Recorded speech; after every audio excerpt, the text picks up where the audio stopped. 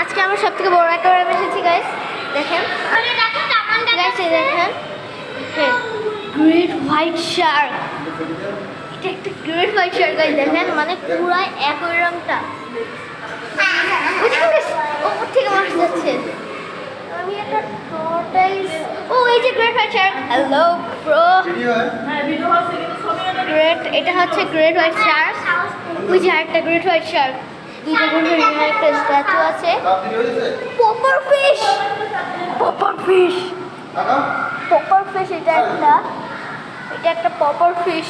এই যে আর একটা এখানে, ও এখানে এটা কি মাছ দেখা যাচ্ছে না, মানে ওই যে চলতেছে। এই যে একটা পপার ফিশ এখানে।